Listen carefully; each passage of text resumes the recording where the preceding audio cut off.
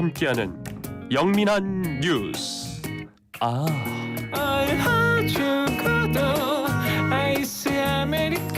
네, 김영민 아나운서, YTN 라디오의 영민한 아나운서입니다. 영어로 번역을 해서 봤더니요, 인텔리전트라는 뜻도 있더라고요. 오늘도 아주 똑똑하고 날카롭게 뉴스들 소개해 주실 겁니다. 어서 오십시오. 네, 안녕하세요. 인텔리가 되고 싶은 김영민입니다. 이게 예전에 독립운동하고 했던 시절에 유행했던 표현이잖아요. 네. 그 사람 인텔리전트야, 이런 표현들이 있었죠. 좀 배운 앞으로 사람. 그렇게 불러주시면 감사하겠습니다. 알겠습니다. YTN 라디오 인텔리전트 김영민 아나운서입니다. 첫 번째 소식 전해주시죠.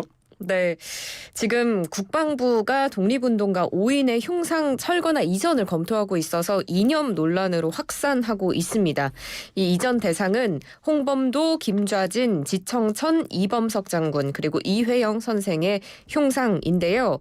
국방부가 소련 공산당 가입 및 활동 이력 등 여러 논란이 있는 분을 육사에서 특히 생도교육의 상징적인 건물의 중앙현관에서 기념하는 것은 적절하지 않은 것으로 평가된다라고 밝히고 있습니다. 국방부가 지적한 이 소련 공산당 가입 활동 이력이 있는 분은 봉오동 전투를 이끈 홍범도 장군인데요. 이 소련 공산당의 입당 경력을 문제 삼고 있습니다. 국방부는 육군사관학교 교내뿐 아니라 지금 국방부 청사 앞에 설치된 홍범도 장군의 흉상에 대해서도 이전을 검토하고 있다라고 밝혔고요. 이 외에 해군 홍범도함의 한 명 변경도 같이 검토될 것이다라고 설명했습니다. 네, 대통령실이 입장을 내놨습니까? 대통령실은 국방부와 육사가 잘 검토해서 결정할 사안이다라면서 논란에 좀 거리를 두는 모습이었는데요. 네. 이런 가운데 문재인 전 대통령은 직접 반대 의사를 나타냈습니다. 어제 자신의 소셜미디어를 통해서 육사 교정의 항일 무장 독립운동 영웅들의 흉상 철거 움직임에 깊은 우려를 표한다고 밝혔습니다.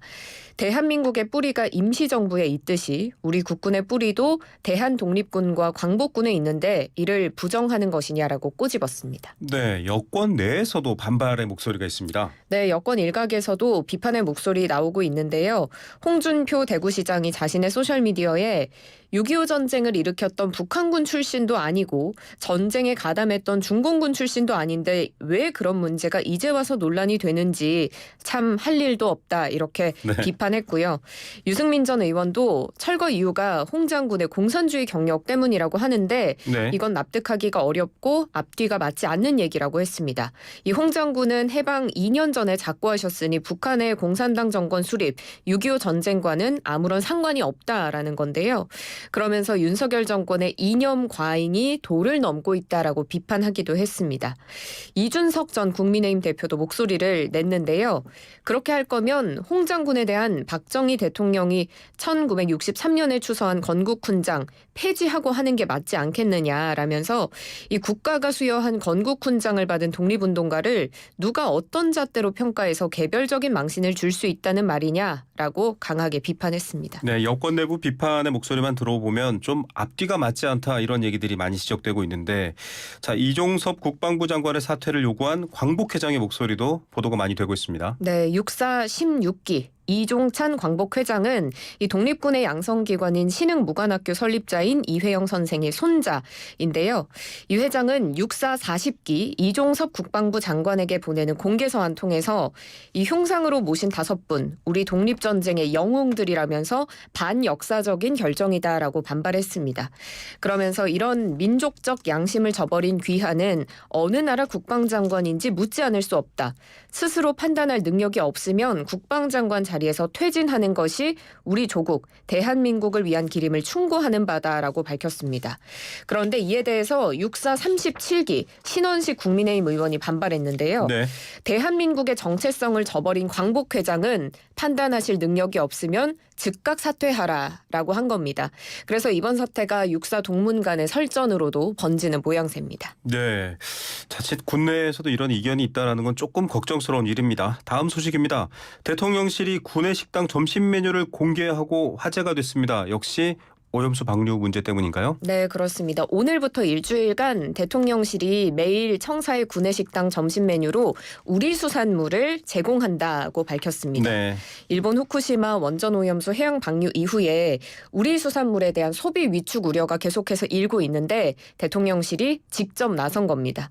대통령실은 국민이 안전한 우리 수산물을 안심하고 소비하기를 바라는 취지다라고 설명했고요. 9월 이후에도 주 2회 이상은 우리 수산물을 메뉴로 제공할 예정이라고 밝혔습니다. 예. 자, 식단표가 공개가 됐죠. 뭐 네. 나왔습니까? 그거 배고프네요. 많이 궁금해하실 것 같아서 네네. 제가 따로 이제 질문을 뺐는데요. 오늘은 모듬회와 고등어구이 제공되고요. 네. 내일은 제주 갈치조림, 소라무침, 그리고 수요일은 멍게 비빔밥과 우럭 탕수 나옵니다. 네. 침을 삼키고 계신 것 배고파요. 같은데요. 목요일에는 바다장어 덮밥과 전복 버터구이, 김부각 나오고요. 금요일에는 물회가 제공됩니다. 네. 또 최근에 가격 하락으로 어려움을 겪고 있는 완도 전복, 통영 바다장어, 멍게, 우럭 등이 포함되어 있는 점이 눈에 띕니다. 대통령실 직원분들 굉장히 잘 드시네요. 그러네요. 아주 영양가 있게 맛있는 것들 제가 딱 좋아하는 메뉴들이 많이 나왔습니다. 자, 해양수산부가 이렇게 우리 수산물에 대해서는 검사해보니 안전하다 이렇게 밝혔죠. 네, 오늘 오전에 정부 서울청사에서 브리핑 가졌는데요. 이 일본 후쿠시마 원전 오염수 방류 이후에 우리 국내 해역과 수산물의 방사능 조사를 했더니 이상이 없었다라고 밝힌 겁니다. 네. 박성훈 해양수산부 차관이 지난 금요일까지 추가된 생산 단계 수산물 방사능 검사 결과 총 42건으로 전부 적합 판정을 받았다고 밝혔고요. 추가 금요일까지 추가된 유통 단계 수산물 방사능 검사도 32건이었는데 모두 적합으로 결론 났다라고 예. 밝혔습니다. 그리고 지난 24일에 실시했던 일본산 수입 수산물 방사능 검사도 14건 실시했는데 방사능이 검출된 수산물은 없었다고 밝혔습니다. 네, 지금 방류가 24일날 시작됐고 오늘이 28일입니다. 국민들의 마음과 어민들의 마음은 같은 것 같다라는 생각도 드는데요. 더 철저하게 검증해야겠습니다. 다음 소식입니다. 마틴 루서 킹 목사의 워싱턴 행진 60주년을 기념하는 집회가 열렸습니다. 네, 미국 흑인 민권 운동가 마틴 루서 킹 목사가 이 워싱턴 행진 주도하면서 내겐 꿈이 있습니다라는 네. 내용의 명연설을 I 한지 have a dream. 네, 그렇습니다. 영어 잘하시네요. 60주년을 맞아서 이제 현지 시각 26일 미국의 수도인 워싱턴 DC에서 집회가 열렸습니다. 네. 이 1963년 8월 28일에 이 워싱턴 행진 있었는데요. 인종과 피부색 등에 따른 차별을 금지한 민권법 제정의 주요 동력이 됐습니다. 이 기념 집회에는 킹 목사의 장남, 그의 부인, 그리고 그의 딸 비롯해서 네. 수천 명이 모였고요. 이 집회에 모인 이들은 흑인, 여성, 성소수자 등의 권익 향상을 촉구하는 목소리를 냈습니다. 인종차별 철폐 외에도 이민은 범죄가 아니다. 성소수자 가족들 보호하라. 총기 폭력을 근절하자와 같은 다양한 주장이 적힌 팻말 있었고요. 링컨 기념관에서부터 킹 목사 기념관까지 행진했습니다. 네, 흑인의 인권, 흑인에 대한 차별 철폐라는 얘기가 이제 흑인의 자리에 여성, 장애, 소수 다양한 얘기가 채워지고 있는 것 같습니다. 네. 그런데 안타깝게 그런 날 또 흑인 혐오 범죄가 발생했어요. 그렇습니다. 너무 안타까운 소식인데요. 같은 날 오후에 플로리다주 잭슨빌의 흑인 거주 지역에 있는 저가 물품 전문 매장 달러 제너럴 매장에서 20대 백인이 총기 난사를 해서 남성 2명, 여성 1명 모두 흑인이었고요. 3명이 숨지는 사건이 발생했습니다. 이 잭슨빌 경찰은 이번 총격 사건은 인종 관련 동기에 의한 것이고 용의자는 흑인을 증오했다라고 말했는데요. 이 용의자가 사용한 소총에는 나치를 상징하는 문양이 새겨져 있었습니다. 용의자는 범행 후에 스스로 목숨을 끊었는데요. 이 범행에 나서기 전에 언론, 부모, 사법당국을 상대로 성명서를 써뒀는데 여기에 흑인에 대한 증오심이 아주 상세히 써져 있었다고 합니다. 네, 다음 소식 넘어가 보죠. 자, 장마 끝났다 싶었는데 2차 장마가 있다고요? 그렇습니다. 오늘부터 2차 장마 혹은 가을 장마로 불리는 이 비가 다시 시작됐는데요.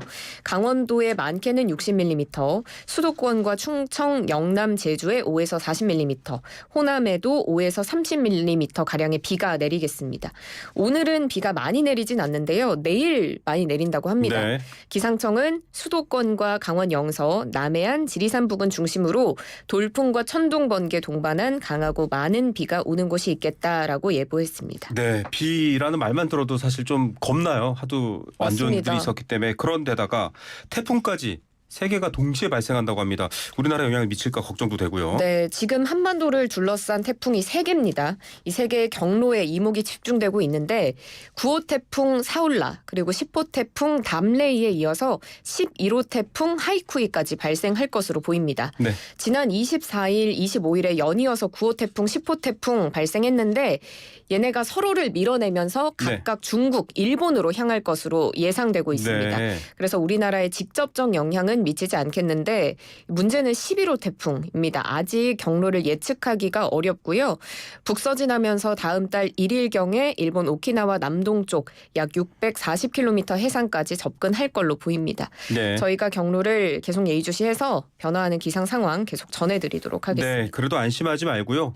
비 혹은 태풍으로 인한 사고 항상 미리 예방하셔야 된다는 것 관심 좀 더 가져주시면 좋을 것 같고 YTN 라디오, YTN 뉴스 계속 들어주시면 될 것 같습니다. 네. 얘네가 서로를 밀어낸다라는 표현이 좀 마음을 안심시켜주는 것 같아서 다행이었습니다. 자, 마지막 소식 들어볼게요. 10월 2일이 임시 공휴일이 될 수도 있는데 이럴 경우 또 연휴가 생겨요. 그렇습니다. 긴 연휴가 생기는데요. 이 10월 2일이 어떤 날이냐면 추석 연휴 끝난 직후 그리고 개천절 사이에 낀 하루의 평일입니다. 이날을 공휴일로 지정하면 연휴가 총 엿새간 생겨나게 되는데요. 네. 국민의힘이 10월 2일 임시 공휴일로 지정해 줄 것을 정부에 공식 요청했습니다. 김기현 대표는 이번 추석은 코로나19가 독감 수준인 4급 감염병으로 전환된 이후 처음 맞이하는 명절로 오랜 기간 코로나 때문에 부모님조차 제대로 만나지 못했던 만큼 임시 공휴일로 지정이 돼서 모처럼 가족, 친지, 이웃 간의 따뜻한 정을 나누는 민족의 명절이 됐으면 좋겠다. 이렇게 말했습니다. 이뿐만 아니라 국민의 충분한 휴식권 보장 그리고 내수 진작과 소비 활성화 차원에도 긍정적인 영향이 있을 것으로 기대된다고 밝혔는데요. 네. 이제 추후에 당정 간의 논의를 거쳐서 임시공휴일 지정이 최종 결정되면 윤석열 대통령이 주재하는 국무회의 안건으로 상정해서 심의 의결될 걸로 보입니다. 네, 감기 코로나도 여전히 또 유행하고 있기 때문에 맞아요. 노약자분들은 그래도 조심하셔야 된다라는 것 한번 저희가 알려드리겠습니다. 자, 지금까지 YTN 라디오 뉴스의 인텔리전트 김영민 아나운서와 함께했습니다. 감사합니다. 네, 김인텔리였습니다. 네. 여러분께